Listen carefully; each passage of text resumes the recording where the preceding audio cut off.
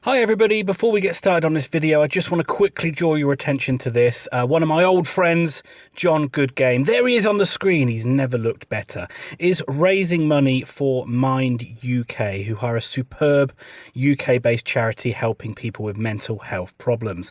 Now what John is doing is he is travelling around all 92 English Football League clubs in fancy dress to try and raise money for Mind. It's a fantastic cause, so if you can help in any way, will be appreciated. Details are up on the screen and also down in the description if you do want to donate. And as I said, any donation is appreciated. Thank you very much for this. Please give generously and enjoy the video. Bundesliga predictions round 30.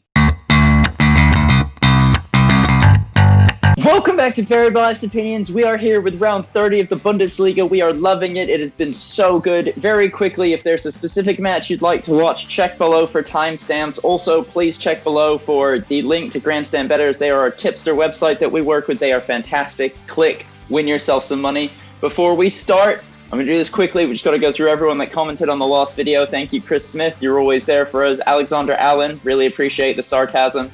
Thorben Barrett, thank you for coming to watch. Really liked your predictions. Johnny Talks Bundesliga, another tough round for us, but thank you. Oh, by the way, guys, if you like the Bundesliga, follow Johnny Talks Bundesliga. The man is a savant. Shane O'Donnell, as always, some great picks. Darren Warburton, all 9 of your picks are great. Padmuta Madushanka, thank you very much. Called you out last time. Again, good picks this week. Dory, thank you. Roberto Hollis, thank you very much. Yeah. I think it's everybody. Oh, and Robert Allen, of course, you're there for every video. So, Don't thank him. thank you for, all of you liking, subscribing, and commenting. It really means a lot, and it's nice to have that sort of interaction. And with all of that said, and with no more gilding the lily, Ian, what is our first match? SC Freiburg versus Borussia Mönchengladbach. Okay, Ian, I'm going to let you talk about the fun team. I'm going to let you talk about Gladbach. I'll quickly touch on Freiburg. They lost 1-0 to Leverkusen. They've not won since the restart. The match they just played this weekend offered very little. There's a chance at the end, but it was pretty boring. Do they have anything left to play for really anymore? No, they're probably not getting into Europe, and they're not getting relegated. So, what is the point? Peterson is still a threat up front for them, but creatively they need to get the ball forward more, and they're doing a really bad job of it. They also play a 4-4-2, which unfortunately in world football is just kind of a tired formation, and I think teams are a lot better at breaking down 4-4-2s and exploiting it than they were before. So possibly to get something out of this, they're going to have to stop playing a 4-4-2. I think that just suits them though, doesn't it? Because they just like to be very militant, almost like very machine-like. Yeah, but they don't seem to be getting the results, do they? I mean, there's one good result against RB Leipzig, and outside of that, they've been downright dreadful in every game almost. But anyway, I'm not expecting much out of this team. They've had one good game against Leipzig, and since then, I mean, yeah, they got a 3-3 draw, but they've looked bad at the back. They have not won this fixture since October 26, 2018, so I'm not expecting a huge amount from them.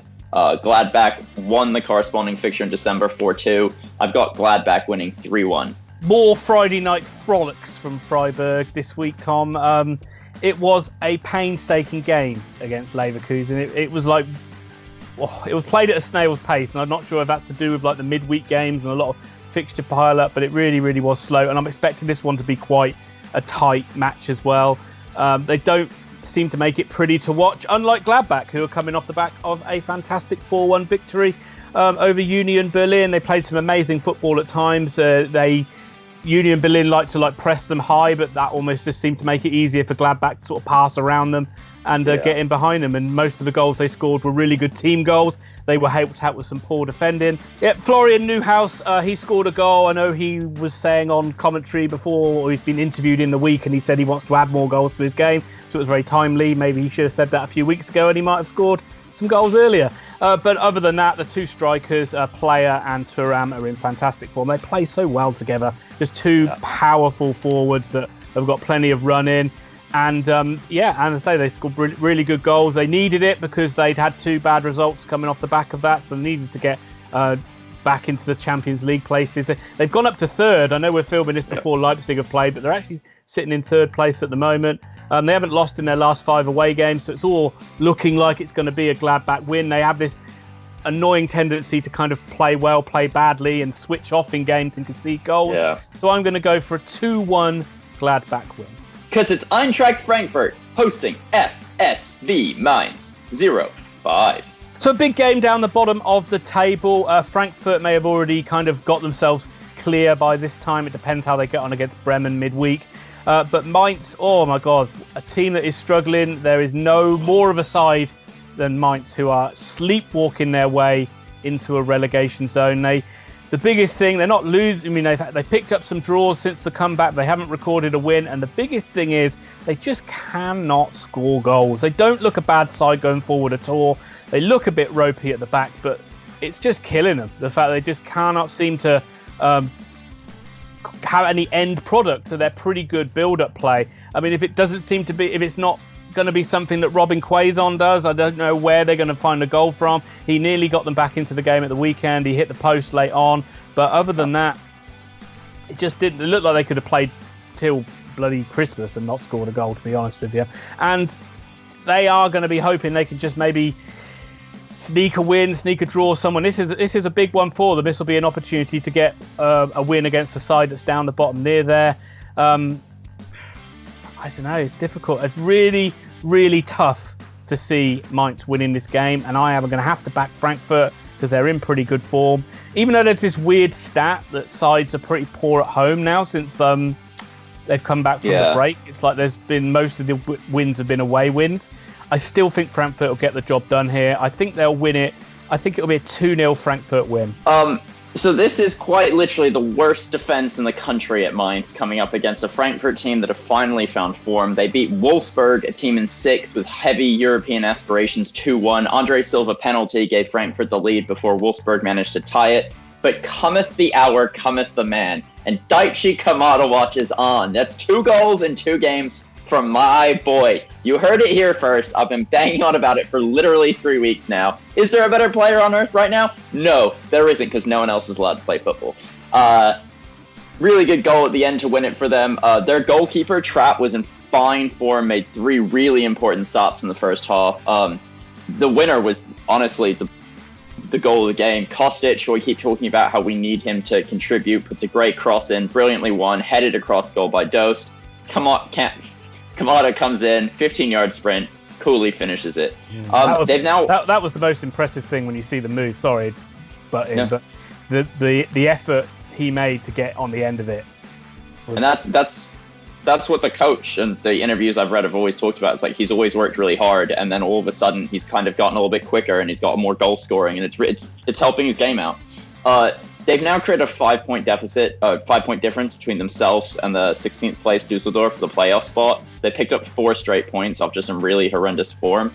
But despite them probably being safe, this is a club that is currently still playing in Europe and wants to be playing in Europe next year. Whilst they probably won't qualify, they need to get as far up the table as they can, prize money, etc. And the fact that next year they need to push on.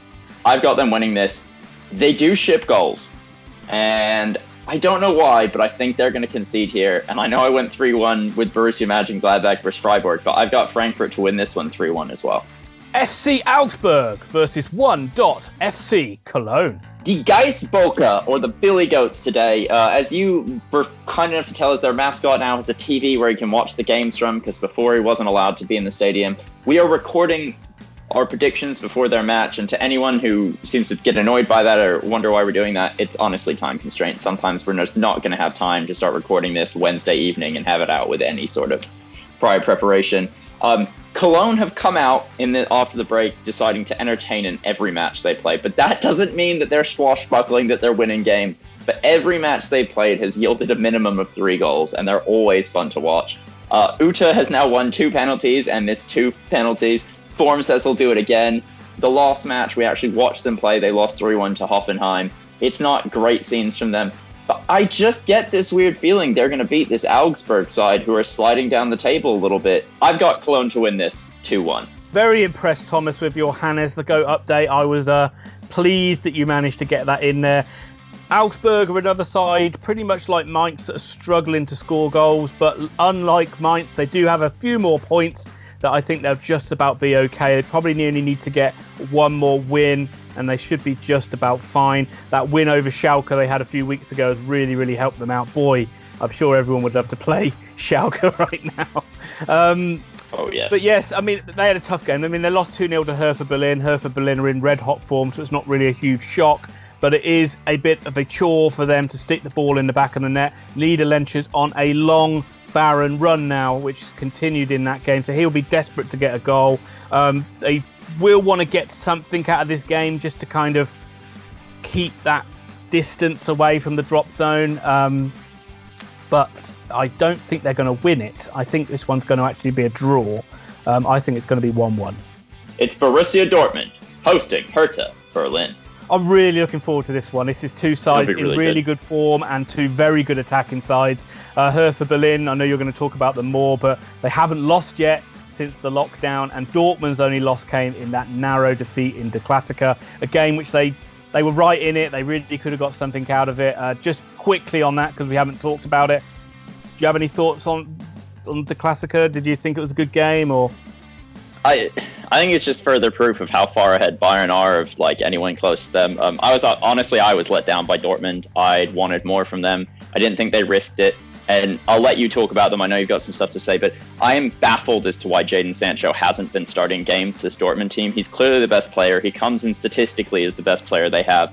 He's like, the BBC for all their flaws are linking him to like the next Messi, and yet at Dortmund they seem to have a huge problem with him, and it looks like he's going to leave. And how are you not starting your best player against Bayern Munich? It's beyond me. Yeah, that was a big question mark. I mean, when he did come on, he didn't do that well. I must say, he wasn't that impressive. It's half time. Like, you need to. You're not helping. You're not helping a young player out by not starting him in that game. I agree. I mean, Bayern Munich. It wasn't a great game. I still enjoyed it. Enjoyed the intensity of the match, and I think it was a tight one that was won by a bit of quality, which just what Bayern Munich do, really, isn't it? I, for one, was quite thankful for it. But we'll get back to that later on in the segment. Yeah, in the game at the weekend, Dortmund absolutely battered Paderborn. It's as you would expect. You probably didn't expect it to be 0-0 at half-time, but in the second half, they ran away with it. The first goal, they got a bit lucky because it was a mistake by the goalkeeper, but after that, they just ran through this Paderborn side. The penalty that was given away by Chan to make it 2-1 just seemed to make them more angry and more determined, and then they got 2 goals in injury time to make it probably a bit more emphatic than what the performance deserved. Sancho, he proved the critics wrong, didn't he? He got a hat trick, or even the ones that might be internal. He got a hat trick, and they were 3 really well taken goals actually. And when you're winning a game and the other side's pressing on you, I mean, they've just got such fantastic outlets to like break and hit teams hard. And I mean, such amazing pace in the side with Sancho, with Hakimi, Hazard. I was amazed how quick Thorgan Hazard is. I mean, I didn't know he was I don't remember Eden Hazard being that pacey. Maybe Thorgan's got the sprinting qualities out of the 2 brothers. But they did all this as well without Haaland, who they will be hoping is back for this game. It's not confirmed whether he will be, but he doesn't look like it's a really serious injury, and they probably might need him in this one because Hertha is going to be a much stronger test than what Paderborn were. The only thing is, Hummels picked up his 5th yellow card, so he'll be missing from this match. And as I had reported in the past, when Hummels doesn't play, they do look a hell of a lot weaker at the back. So I am expecting Hertha to score goals in this one. I'm actually expecting this one to be a little bit of a classic. I think it's going to be Dortmund to edge it 3-2. Oh, Ian. What are you doing? You copying my scoreline? Well, if you go first, how can I possibly be copying it? I'm going to go 3-2 as well. Let's talk about the Alta Dame, though, the old lady Hertha Berlin. They are on a fantastic run of form under Bruno Labbadia. Since he's taken over, 3 wins and a draw. Finally, this really good young unit that Jurgen Klinsmann said was the most exciting team in Germany when he first took over, and then when he was still on the board, is finally getting the results they need. Handily beating Augsburg 2-0 this last weekend. Dil Rosen scored the first goal. Lovely little dink over the defender just to smash it back in the net. Really composed finish. It's his 4th goal of the season. The second goal came with literally like the last kick of the game. Fine finish from Piatek, and that's 2 goals in 2 games for him. He obviously scored the penalty equalizer against Leipzig the week before. He's finally getting a bit more game time under his wings. Their right back, Peter Pekarik, is really, really impressive. You mentioned him to me. Like, we're learning about so many new players, by the way, watching the Bundesliga. Like, there's so many players I'm watching now, and I'm like, I would not be surprised if English clubs in the next 2 years to pick up some of these guys. It's amazing how often I do that as I look, he'll be really good in the Premier League. Yeah. So Hertha are now undefeated in their last 7 away matches, and if they were to stay undefeated against Dortmund, it would make it 8, which is a club record. I don't see that happening. Dortmund need to sew up second place. Their manager has been backed financially. He's gotten rid of a bunch of players. He's brought in a bunch of players, and they need to get results. That loss against Bayern, coupled with the loss to PSG, they have to take second, and they have to try and use that to build next season. But Hertha are making a late run for the Europa League places. They're now only 4 points behind Wolfsburg. On current form, they're at least a top half team. I fully expect them to end the season in the top half and challenging for Europe. But just like you, Dortmund are probably going to edge this. I'll go 3-2 as well. Tom, I think now it's time to celebrate with a drop of the 1899, because it's Fortuna Dusseldorf versus 1899 Hoffenheim. Just give me half a bottle of Blue Nun. I'm going to talk about a team that currently is sat licking its wound. Dusseldorf were battered 5-0 by Bayern Munich, and honestly, it could have been a lot worse. The own goal started it all. It just added insult to injury, and they were just stuck looking up and going, oh, hell no, when Bayern came to town. It could have been 10. Bayern really, for the final 25 minutes, took their foot off the gas and just kind of let it finish. There was notes in the commentary on BT Sport that at halftime, Hansi Flick, or whatever his name is, had asked the players to take it easy because he was afraid of the scoreline as well. So take that at what it is. Currently, Dusseldorf are really stuck looking both up and down. Bremen are nipping at their heels. Mainz above them, thank God, aren't picking up points for Dusseldorf's sake. So it's only a 1-point difference now between them and Mainz, but they have a much worse goal difference. If they don't win this match, they've got Dortmund and then they've got Leipzig. 2 matches you cannot see them picking up points in. Henning's watch continues. Top scorer still yet to score in 2020. Left out of the starting lineup for the 4th time. He didn't even get on the pitch against Bayern. You get the feeling he really needs to remember how to score goals and get himself back in the team for this Dusseldorf Tide to win. I honestly have no idea what's going to happen here. So I am going to split the difference and go with a 1-1 draw. Do you know what, Tom? I'm thinking exactly the same thing. I think Dusseldorf have been the draw specialists really up until the last couple of games. You can't really judge teams on how they play against Bayern Munich. It's like playing a side from a completely different league. And they've been pretty competitive in the other games you've seen. But a side that's turned the corner has definitely been Hoffenheim. Their form has been very, very poor. You were wondering why they were so high up the league in the first few games since the lockdown. But they've managed to get 2 pretty decent wins back-to-back to get themselves level on points with Wolfsburg, and have given themselves a really good shot again of getting into the Europa League spot. It wasn't a fantastic performance against Mainz, but they got the job done. They won a penalty and then missed it through Zuber. Well, he didn't miss it. It was a good save by the keeper. But Bebu got the winner soon after. A bit of a mix between good finishing and good defending, but, you know, that was a decisive moment in the game. Diade Semisenku, he put in a powerful performance in midfield, and it was just a much improved overall display from Hoffenheim. And that's probably going to be one of the most things that's going to annoy Dusseldorf, is because they were probably hoping that they'll play a Hoffenheim that's kind of going through the motions, but no, they're playing a side that's got everything to play for. I hate to copy on your score 2 results in a row, but I'm going to have to do it because I also think this one's going to be a 1-1 draw. GrandStandBettors tip of the week. Werder Bremen hosting VfL Wolfsburg. Our good friends at GrandStandBettors have once again provided us with a no doubt stellar tip for this round of Bundesliga matches. They have gone for over 2.5 goals in this game. If you want to take full advantage of this offer, and you really should because their winning percentage is insane, then the details are on the screen. The details are down below in the description. Go and check out GrandStandBettors. They're a fantastic tipster website and win yourself some cash. So we come to the Wolves, Thomas, the Wolverhampton Wanderers of the Bundesliga. That is right, it is Wolfsburg. And not since the days of Steve McLaren has I seen such an inconsistent side. How do they go from beating Bayer Leverkusen 4-1 to then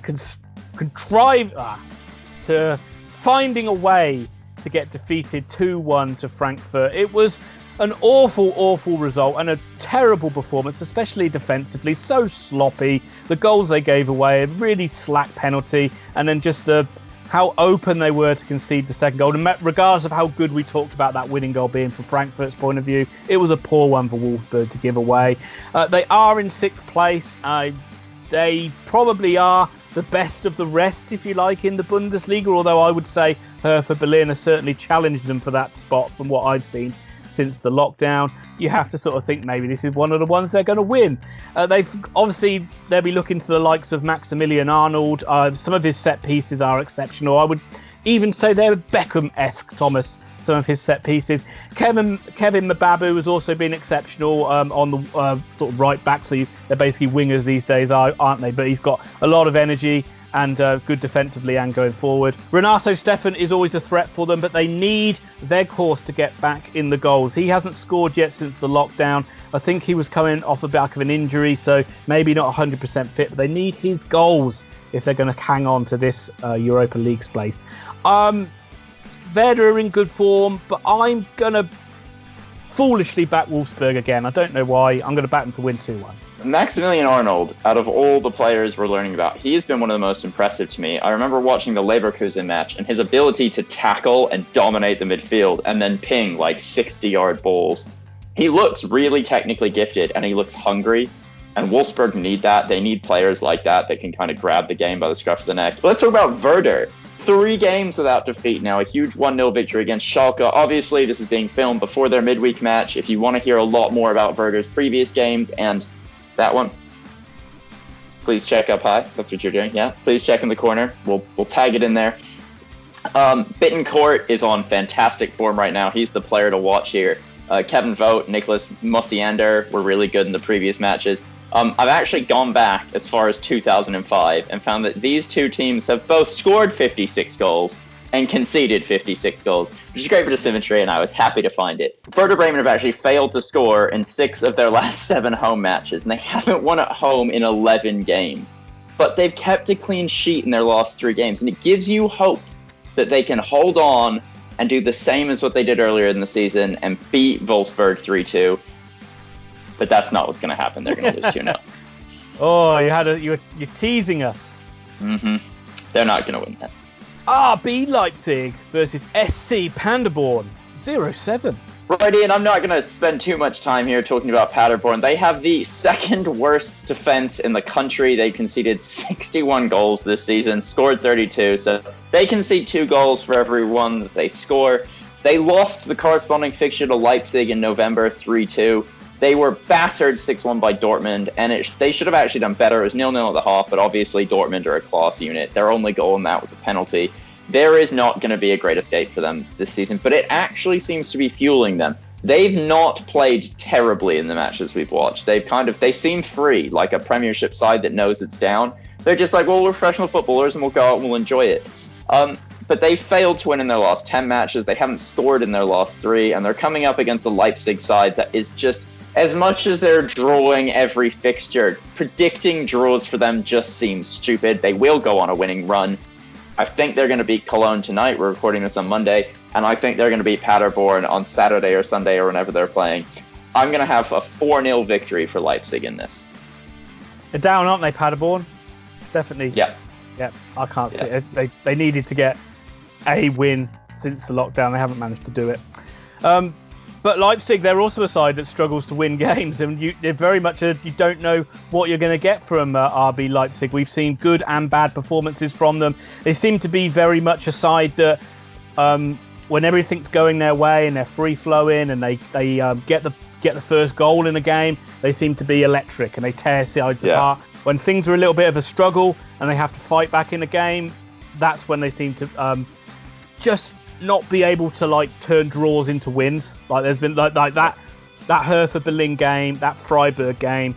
They're the games that a Bayern or a Dortmund would have won or found a way to win, and that's just where Leipzig are at the moment. Just that, probably just slightly below those sides at the moment. You only lost 3 games. We talked about that, but the draws are killing them. It was a very entertaining 2-2 draw against Hertha Berlin, and you could say they did well. They battled back from a goal down. Went down to 10 men. Schlick gave him a 2-1 lead, although it was bad goalkeeping. But then they decided to throw it away again. It was unfortunately Lookman, who seems to be not having a great time of it at the moment. He gave away the penalty with a terrible lunge, and I'm just going to say it. Look, man! We've both had good form going with 5-0s lately, so I'm just going to have to do it. 5-0 to Leipzig. Talked about them being a very young side, and like with a young side you get a lot of inconsistencies, and that's just probably where that's coming from. Yeah, though, I highlighted this thing in the last video. They seem to change formation every match, and I think that they're young, but they're also like Nagelsmann's asking them to do a lot every single game and to be really intricate. And I think that he needs 2 years at the club to kind of build that into players, just like kind of Klopp needed a couple years at Liverpool to get all his little like formations and their way of playing set. I see this Leipzig side probably challenging Dortmund and Bayern next season, but this year they're young. It's complicated the way they play. They change their formation a fair bit. So yeah, well, I mean they're still in the Champions League, so you never know. They might even be one of the sides that wins the Champions League before it becomes good in the league for them. It does look like Werner might be going though. Yeah, I mean we've been talking about that. The only thing we've spoken off air is I don't see big money moves happening.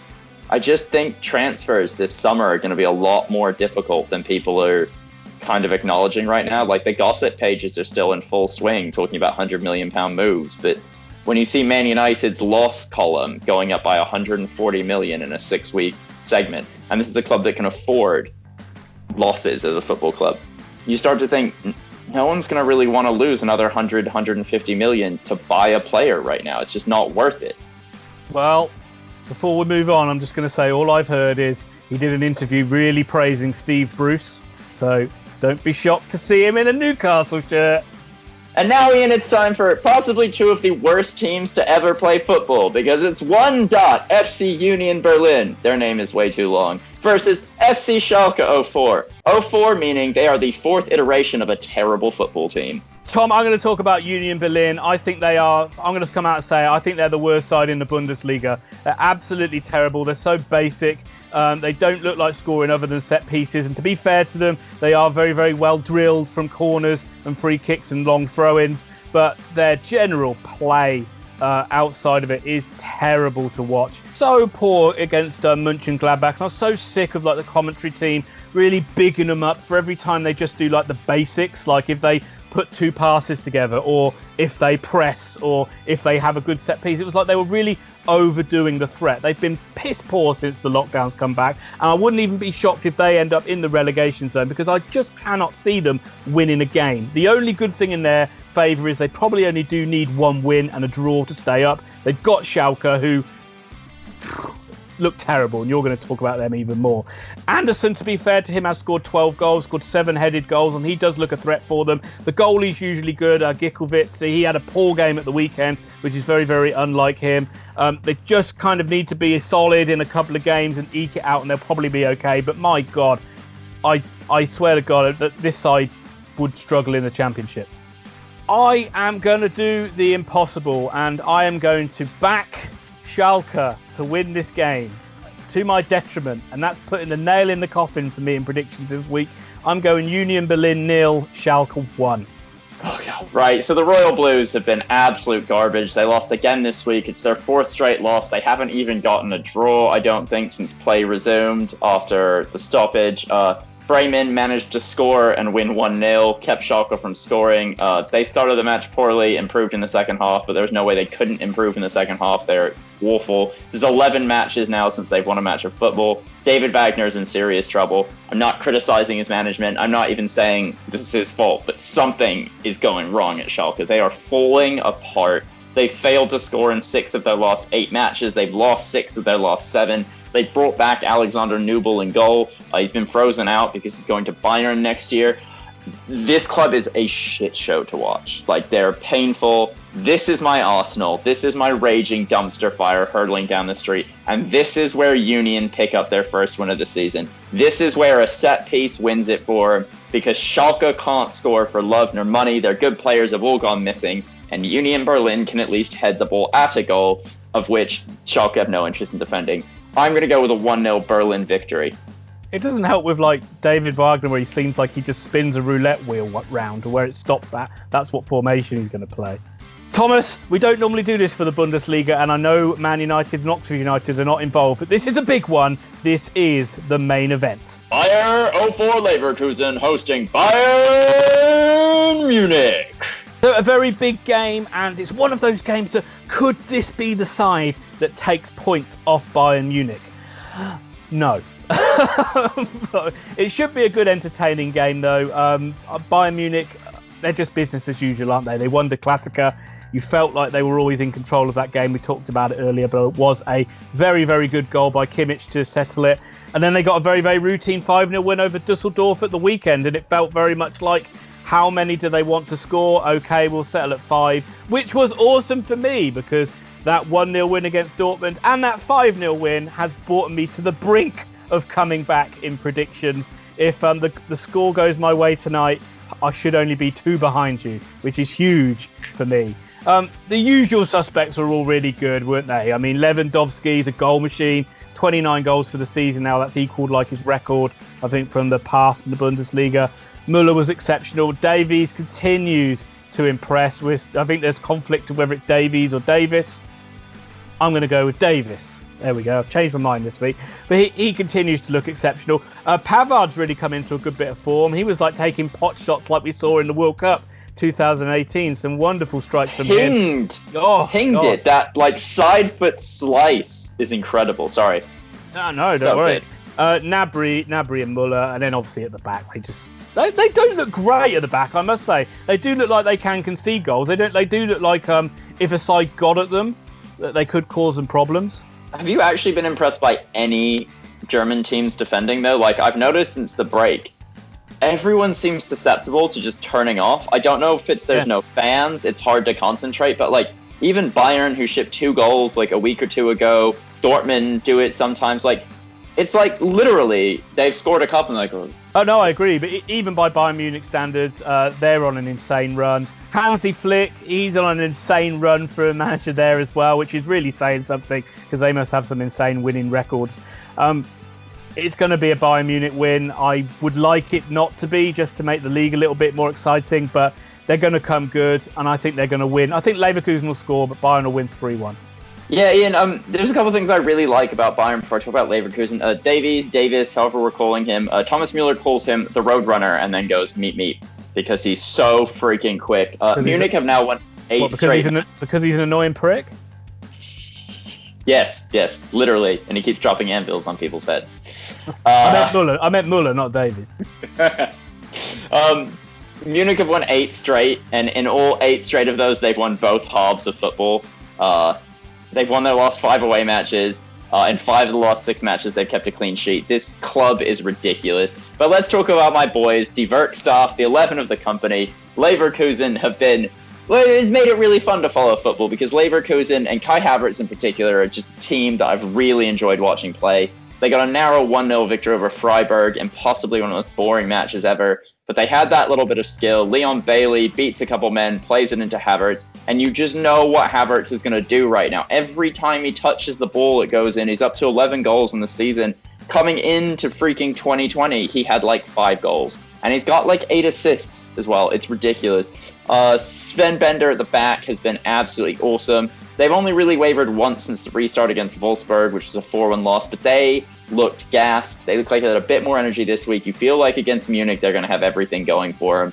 I want to highlight Wirtz. Wirtz has been incredible, especially for a 17-year-old. And because Bellarabi is also a really good player, they're interchangeable. They can give him a break. They don't have to put too much pressure on his young shoulders.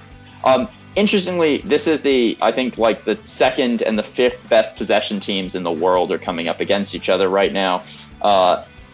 The machine that is Bayern, though, just keeps churning out results. And I feel bad for Leverkusen, because I think they're going to get chewed up and spat out. They won the corresponding fixture in November, but this is a different Bayern team they're coming up against. I've got Bayern Munich to win this 3-0. Yeah, it'll be interesting to see how Leverkusen get on in a game where they don't dominate possession. Yeah. And how they that. I could honestly see Munich having 70% possession in this game. They pretty much average that anyway. But this is going to be one of those games where the longer they keep the ball away from Leverkusen, the more problems Leverkusen has, because they're used to playing with the ball. They're used to getting touches. I mean, Havertz is an absolute beast. He just needs to touch the ball and it'll go in the back of the net. But I think they're going to have a seriously hard time even getting the ball to him. Okay, Thomas, that is another one in the books in the Bundesliga. Of course, we're going to be right with every single one of our predictions, as we always are. We want to thank everybody that supports us on this channel. We appreciate each and every view. Please continue to watch the videos. Please continue to hit that like button. That helps us out so much. And also, if you haven't subscribed to the channel and you do like the content, hit that subscribe button and hit the notify bell so you don't miss out on any future videos. Give us loads of comments down below. We always appreciate your feedback and your predictions as well. And who knows, Thomas might even give you a shout out at the start of the next episode. Go and check out GrandStandBettors and take them up on their superb offer. And apart from that, get excited because there's more football coming back in June. We've got La Liga, we've got Serie A, and we've got the Premier League all coming back. And you're going to see predictions for all of those games, all of those weeks, all of those fixtures right here on Very Biased Opinions. I need to go and have a lie down. I don't know about you, Thomas, but I think that's covered it. Do you have anything else to add? Well, Ian, our traditional catchphrase is if you came here looking for detailed football analysis, you're probably in the wrong place. But I'm not going to lie to you. That's going to have to change because we're giving a lot of detailed football analysis right now. It will never change.